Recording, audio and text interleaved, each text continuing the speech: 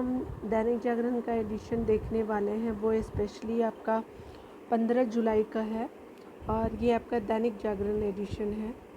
ठीक है, दिल्ली एडिशन को हम लोग हमेशा कवर करते आ रहे हैं बहुत दिनों से, तो आज हम लोग उसी सीरीज़ को आगे बढ़ाएंगे। 15 जुलाई आपका डेट हो गया। स्पेशली हम लोग कुछ जो न्यूज़ देखेंगे, हम लोग हमारा जैसे चांद से मिलने अपना यान चला, उसके अलावा जो भारत और फ्रांस के बीच में जो हथियार का डील हुआ है, तो किस तरह से इंडिया भी बनाएगा फ्रांस के लिए। ठीक है, तो इस तरह से हम लोग देखेंगे इम्पॉर्टेंट पॉइंट को, कुछ एक्स्ट्रा भी हम लोग देखेंगे एडिटोरियल सेक्शन में। ठीक है, तो चलिए इसको देख लेते हैं अभी हम लोग जो भी मेन चीज़ें हैं। ठीक है,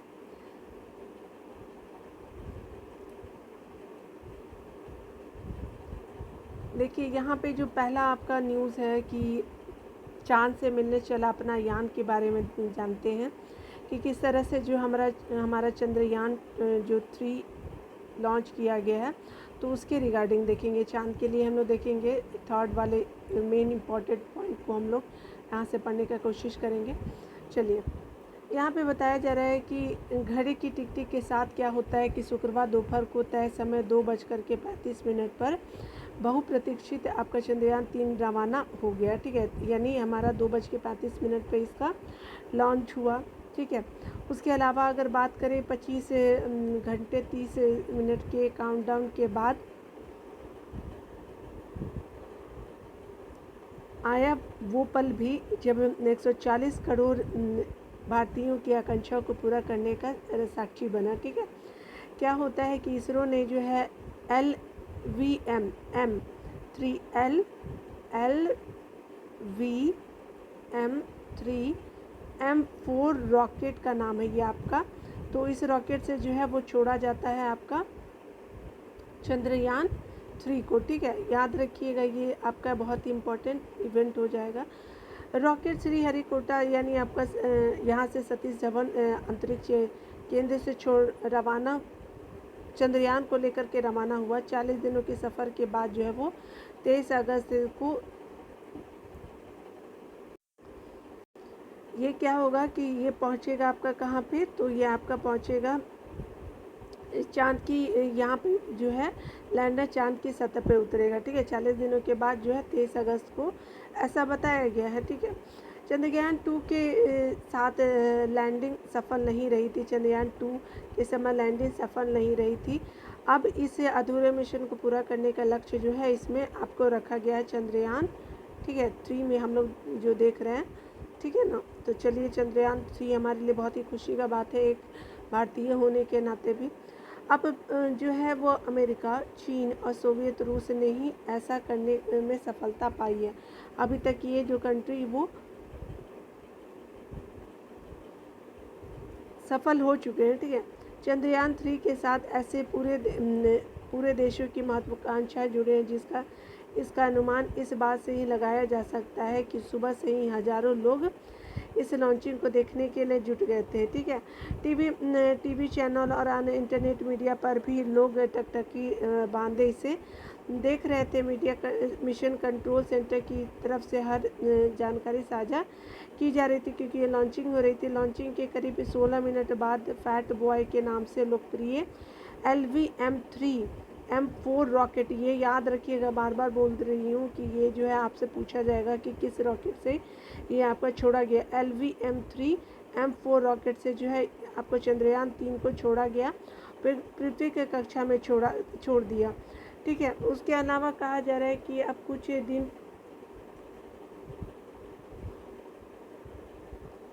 दिन क्या होगा कि पृथ्वी को अलग अलग कक्षाओं में चक्कर लगाते समय चंद्रमा की ओर बढ़ेगा।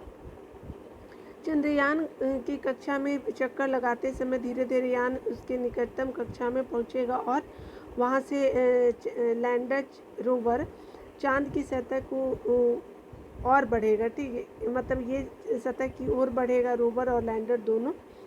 अगर बात की जाए तो एस सोमनाथ के द्वारा कि 1 अगस्त के बाद जो है यान को चांद की कक्षा की ओर भेजा जाएगा। मिशन डायरेक्टर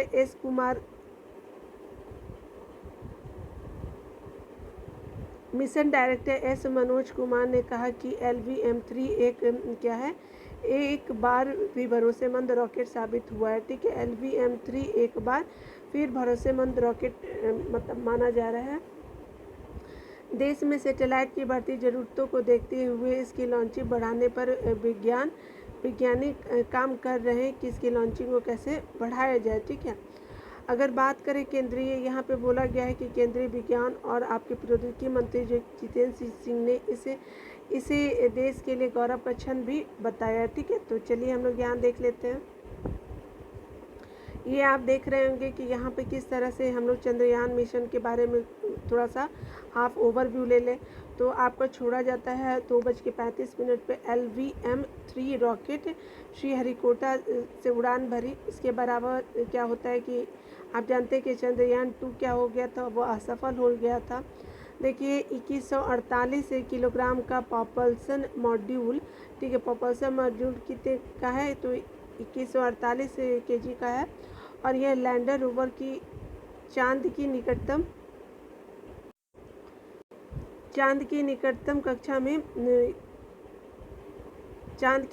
कक्षा से ले जाकर के छोड़ देगा। ठीक है, उसके अलावा बताया जा रहा है कि फिर चांद के चक्कर लगाएगा ये। ठीक है, इस दौरान क्या होगा, इसमें लगी पेलोड चांद की कक्षा में पृथ्वी का अध्ययन करेगा। उसके अलावा अगर लैंडर मॉड्यूलर की बात करें तो 1752 kg का लैंडर मॉड्यूलर है। 26 kg का रोवर मॉड्यूल भी समाहित है इसमें। ठीक है, चांद की सतह पर उतरने के बाद लैंडर से रोवर अलग हो जाएगा। ठीक है, उसी के अलावा अगर देखिए लैंडर में जो है वो लगे पेलोड से चांद की सतह पर अध्ययन किया जाएगा। इसमें से आपका बताया जा रहा है कि इसमें नासा का भी पेलोड लगा हुआ है। रोवर कुछ दूरी तक चलकर क्या करेगा कि चांद की सतह का अध्ययन करेगा। ठीक है, कि किस तरह का चांद है। ठीक है, देखिए अगर चांद मिशन के बारे में रिगार्डिंग हम लोग कुछ पॉइंट को जानना चाहें तो देख सकते हैं। यहाँ पे बताया जा रहा है कि जब पहली बार छोड़ा गया था तो ये चंद्रयान मिशन की घोषणा की गई थी आपका 2003 में 15 अगस्त को। ठीक है, और किसके द्वारा, जो हमारे PM अटल बिहारी वाजपेयी जी के द्वारा घोषणा की थी। चंद्रयान 1 जो छोड़ा जाता है तो ये आपको 2008 में 22 अक्टूबर 2008 में चंद्रयान फर्स्ट को छोड़ा जाता है, चांद के लिए उड़ान भरी थी। ठीक है, 8 नवंबर 2008 को क्या होता है कि 8 नवंबर 2008 को यान ने चंद्र की कक्षा में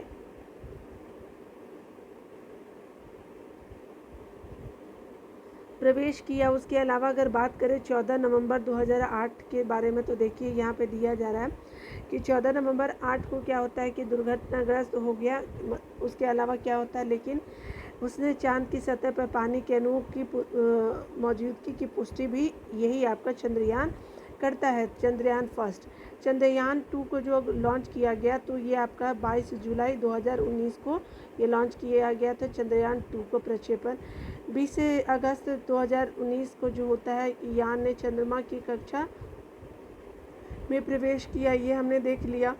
उसके अलावा आपका अगला बताया जा रहा है यहाँ पे डिटेल में कि 2 सितंबर आपका चंद्रमा की ध्रुवीय कक्षा में चांद का चक्कर लगाते हुए चांद पर उतरने के लिए लैंडर विक्रम ऑर्बिटर से अलग हो गया। ठीक है, बाद में क्या होता है कि हालांकि चांद की सतह से 2.1 किलोमीटर की ऊंचाई पर लैंडर का ज़मीनी स्टेशन से संपर्क क्या होता है कि टूट गया और क्रैश हो गया। ठीक है, इस तरह से आपका चंद्रयान 2 वाला जो मिशन थोड़ा फेल हो जाता है। ठीक है, चलिए यहाँ पे देखिए क्या, ये हमने तो देख लिया है,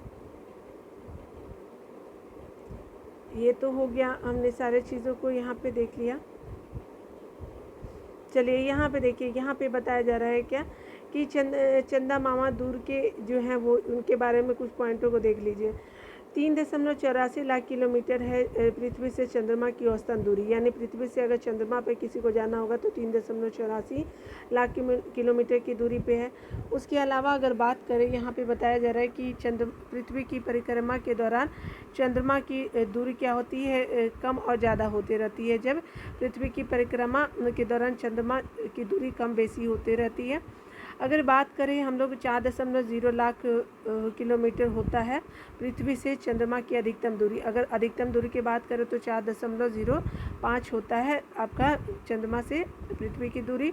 उसके अलावा अगर यहाँ पे बात किया जाए तो यहाँ पे कहा जा रहा है क्या कि 3.63 लाख किलोमीटर तक रहती है पृथ्वी और चाँद की न्यूनतम दूरी।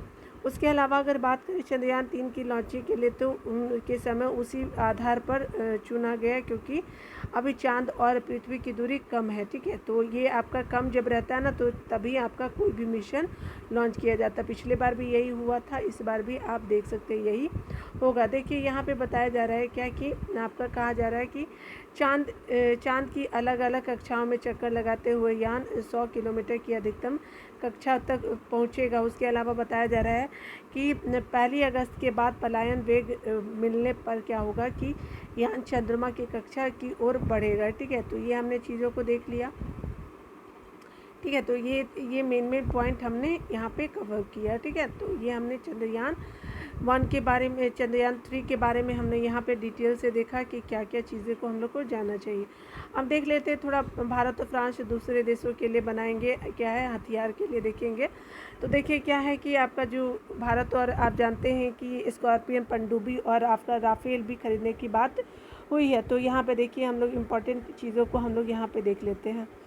भारत और आपका फ्रांस और भारत का एक अभिन्न रक्षा सहयोगी देश तो बन ही चुका है और मोदी सरकार की मेक इन इंडिया और आत्मनिर्भर भारत योजना के तहत यहाँ पे बताया जा रहा है कि यहाँ रक्षा उपकरणों के हथियारों की क्या होगी कि उत्पादन करने को तैयार है दोनों देश, ठीक है।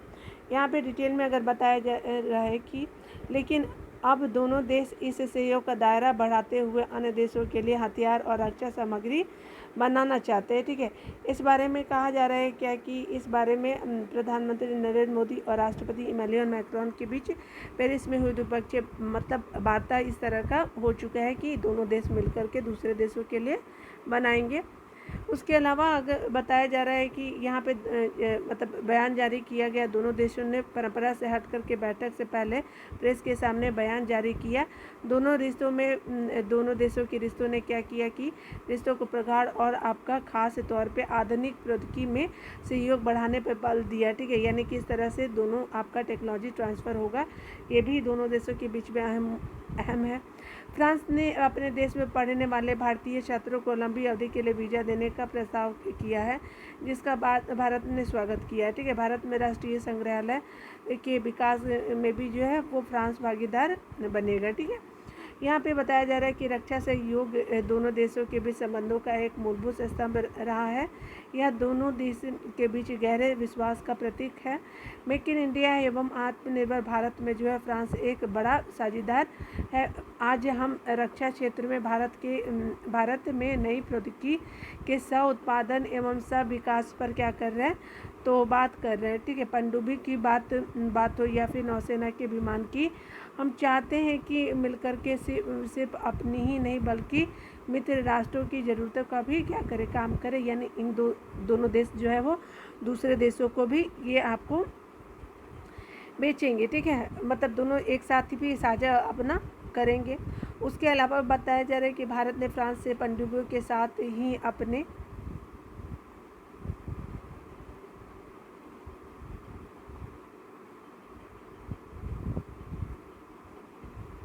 अपने नौसेना के लिए जो है राफेल विमान खरीदने का भी फैसला किया है भारत ने। यह पहला मौका है जब भारत और आपका फ्रांस की तरफ से अन्य देशों के लिए हथियार बनाने की बात सामने आई है।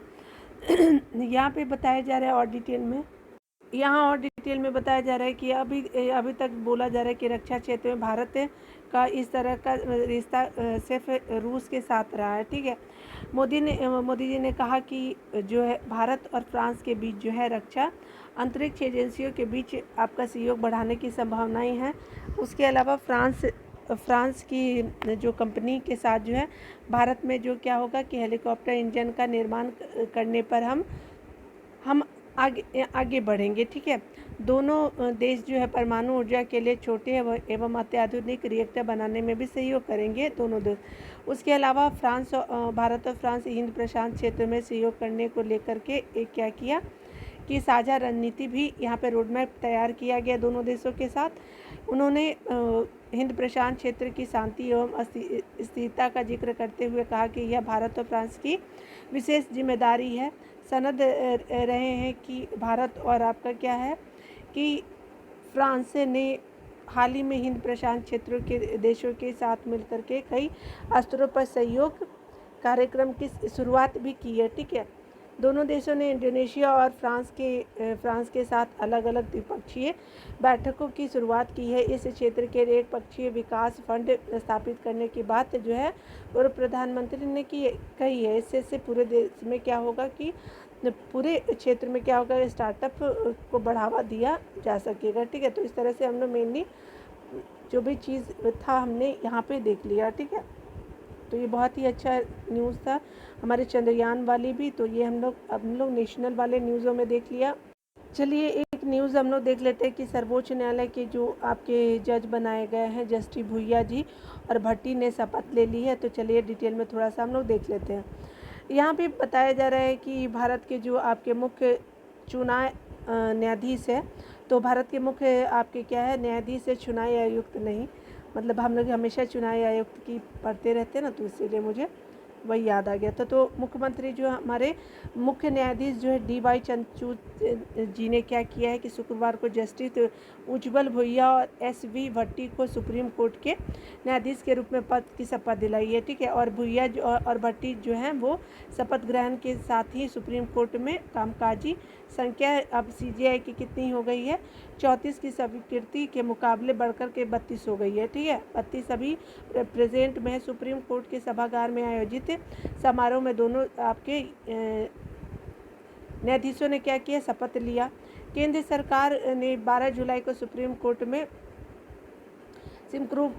कोर्ट में पदोन्नति के लिए तेलंगाना हाई कोर्ट के कुछ न्यायाधीश जस्टिस भुइया और केरल हाई कोर्ट के मुख्य न्यायाधीश जस्टिस भट्टी के नामों की क्या की थी, मंजूरी दी थी। यहाँ पे कानून मंत्री अर्जुन राम मेघवाल अभी प्रेजेंट में है।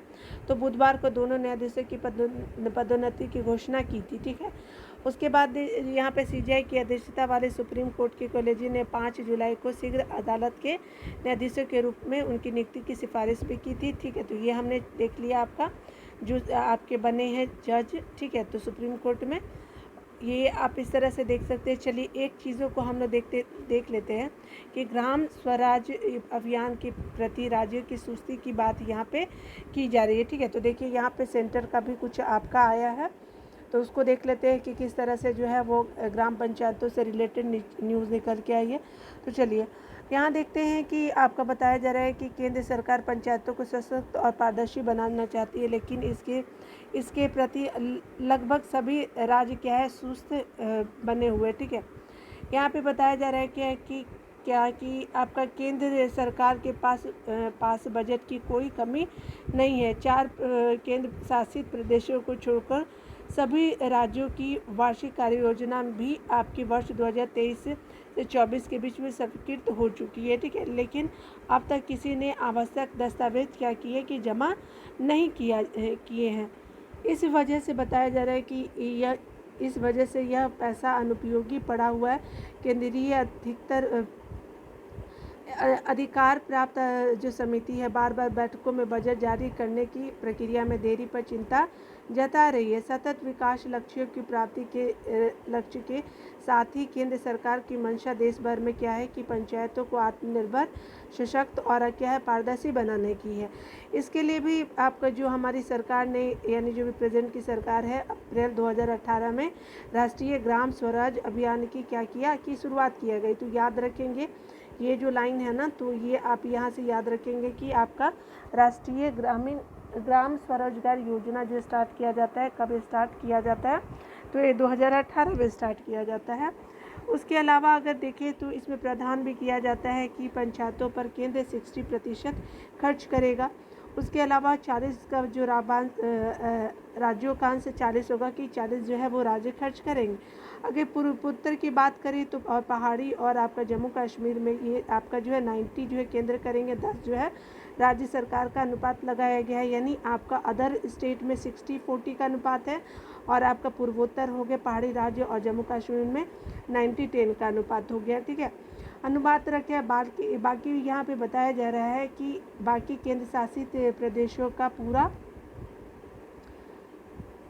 जैसे आपका जो यूटी है तो उसका पूरा खर्चा कौन देते हैं, तो वो सेंटर ही देती है, यूटी की केंद्र सरकार वहन करेगी। ठीक है, इसी के तहत आपको बताया जा रहा है कि 2023 के वित्तीय वर्ष तक जो है केंद्रीय अधिकार प्राप्त समिति की 4 बैठकें हो चुकी है। ठीक है, 17 मार्च 2023 को पहली बैठक हुई जिसमें 10 राज्य और आपका जो भी केंद्र शासित प्रदेश थे,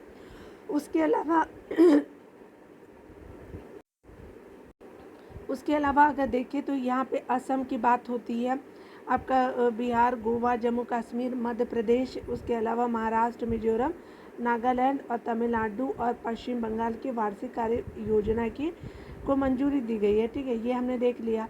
दूसरी बैठक जो आपकी हुई है तो देखिए यहाँ पे बताया जा रहा है कि दूसरी बैठक 5 अप्रैल को हुई। इसमें आंध्र प्रदेश, आपका अरुणाचल प्रदेश, गुजरात, हिमाचल प्रदेश, झारखंड, केरल, लद्दाख और आपका पंजाब, तेलंगाना की वार्षिक कार्य योजना स्वीकृत हुई थी। ठीक है, तो यहाँ पे ये चीज़ें निकल के आई थी।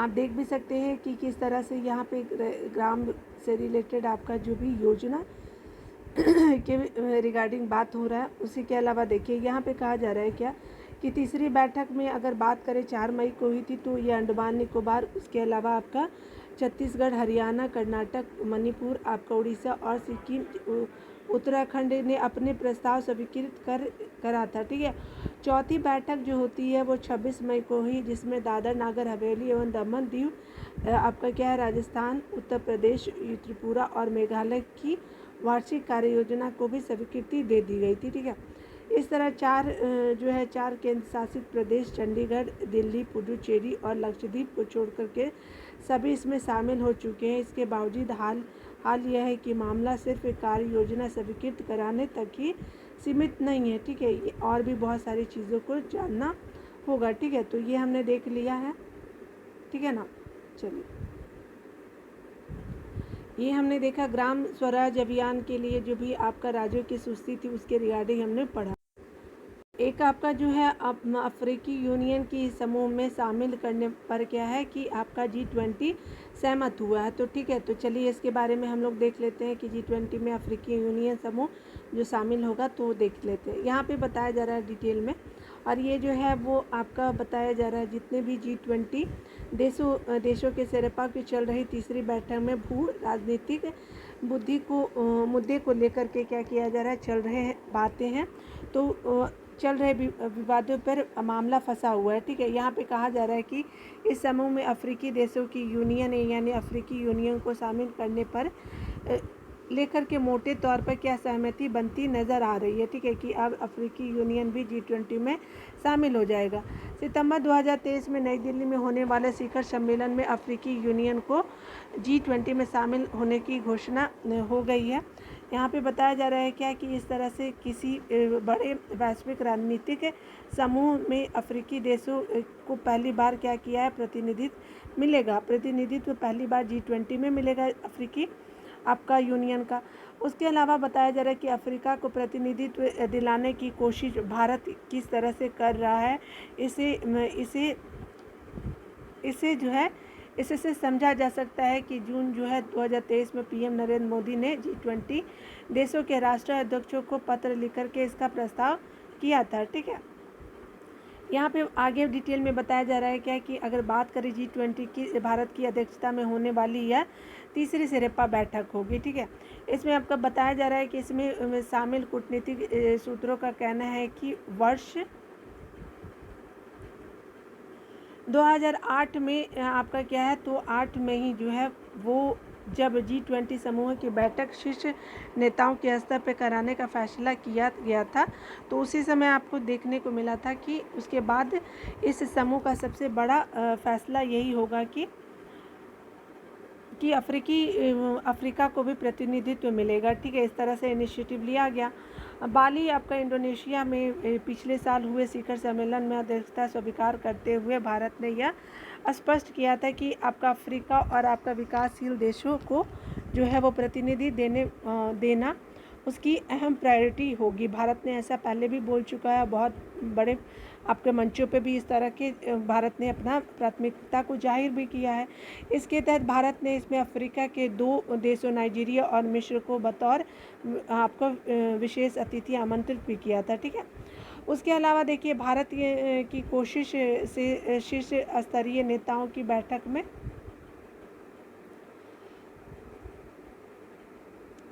में जो बताया जा रहा है कि यहाँ पे कहा जा रहा है कि अंतिम फैसला लेने के बाद जो है वो आपका अगले वर्ष जो है अफ्रीकी यूनियन का प्रतिनिधि हर G20 बैठक में हिस्सा होगा, ठीक है।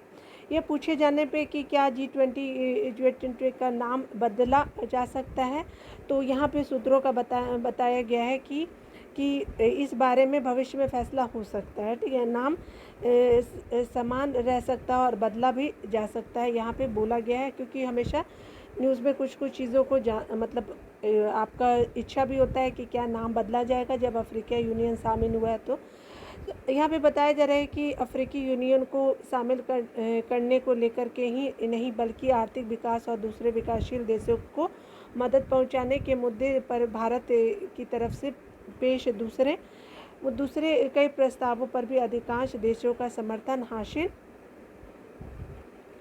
हुआ है, ठीक है। यहाँ पे अगर बात करें तो भारत के आग्रह पर ही साइबर सुरक्षा के एजेंडे पर अंतिम फैसला हुआ और शुक्रवार को जारी भी किया गया, ठीक है। अगर बात करें दुनिया में हर देश इस समस्या से साइबर से रिलेटेड समस्या से क्या जूझ भी रहा है, आप हमेशा देखते भी रहे हैं। इसी तरह कर्ज में डूबे देशों को राहत देने को लेकर के अब G20 ज़्यादा मुखर आपका भूमिका निभाने को तैयार है, ठीक है। भारत ने साबित किया है कि G20 दुनिया के सबसे बड़ी अर्थव्यवस्था मतलब G20 जो है वो दुनिया के सबसे बड़ी समस्या का समाधान करने का एक वास्तविक मंच बन चुका है। पिछले वर्ष इंडोनेशिया की अध्यक्षता में आयोजित G20 बैठक के दौरान जो है 90% जो है वो बहस का मुद्दा जो यूक्रेन और रूस का विवाद ही था, जबकि इस 90% बहस का मुद्दा आर्थिक विकास को लेकर के करना और बेहतर सामाजिक सुरक्षा को बहाल करना है, ठीक है। गरीब हो गए या फिर विकासशील देशों को स्थिति सुधारने पे भी मेन यहाँ पे जो है G20 का मुद्दा रहा है, जो इंडिया 18वां G20 कर रहा है। यहाँ पे बताया जा रहा है इस बैठक में भी Australia, Canada, Argentina, Germany, Indonesia, रूस, दक्षिण अफ्रीका, सऊदी अरब समेत 14 देशों के सिरप्पा भाग ले रहे हैं और आपका शेष 20 देशों ने भी अपने वरिष्ठ अधिकारियों की अगुवाई में टीम भेजी है, ठीक है। तो इस तरह से आप देख सकते हैं कि किस तरह से ये बातें निकल के आई है कि G20 में अब जो है वो अफ्रीकी यूनियन में शामिल हो गया है, ठीक है। तो ये आप देख सकते हैं, बहुत खुशी की बातें हैं। तो यहाँ पे अभी हम लोग जो है कुछ आप एडिटोरियल को भी हम लोग देखेंगे, लेकिन आपका इसका दूसरा वीडियो आएगा थोड़ी देर के बाद। तो चलिए यहाँ पे हम लोग यहीं पे बंद करते हैं आज के लिए। तो मिलते हैं अगले वीडियो में, तब तक के लिए खुद का ख्याल रहे, पढ़ते रहें, टेक केयर।